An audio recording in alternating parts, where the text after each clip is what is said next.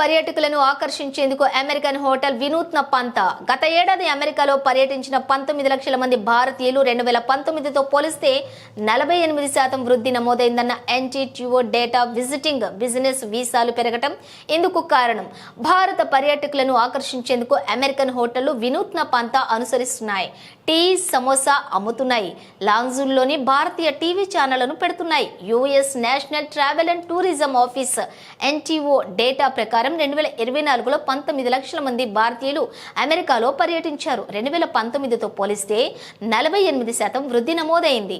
Visiting business వీసాలు పెరగటం ఇందుకు కారణం. వ్యాపార సందర్శనల కోసం జారీ చేసే బిజినెస్ వీసాలు 50% పెరిగాయి. అలాగే పర్యటనల కోసం ఇచ్చే విజిటింగ్ వీసాలు 43.5% పెరుగుదలను నమోదు చేశాయి. అందుకే అమెరికాకు మనోళ్లు భారీగా క్యూ కట్టారు. దీన్ని తమకు అనుకూలంగా మార్చుకున్న అక్కడి హోటళ్లు భారతీయ పర్యాటకులను ఆకర్షించే పనిలో పడ్డాయి. హోటళ్ల లాబీలతోటి చాయ్, సమోసాలను పెట్టడంతో పాటు గెస్ట్ రూముల్లో ప్రముఖ భారతీయ టీవీ ఛానళ్లను ప్రసారం చేస్తున్నాయి. Austrian America hotel owners association CM Laura Lee Blake తెలిపారు. అయితే మరోవైపు చైనా, జపాన్, దక్షిణ కొరియా పర్యాటకుల శాతం కూడా 50 నుంచి 25 వరకు తగ్గిపోయిందని ఎన్టీటీఓ డేటా వెల్లడించింది.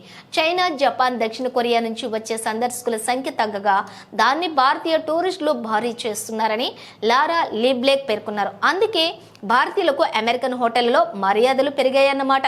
ఇక 2024లో భారతీయ ప్రయాణికులు చేసిన యుఎస్ బుకింగ్లు 50% కంటే కూడా ఎక్కువ పెరిగాయని, 2019లో మహమ్మారికి ముందు ఉన్నటువంటి స్థాయిల కంటే కూడా ఇది 3 రెట్లు అధికమని ట్రిప్ అడ్వైజర్ బ్రాండ్ ట్రావెల్ సంస్థ వయాటర్ తెలిపింది.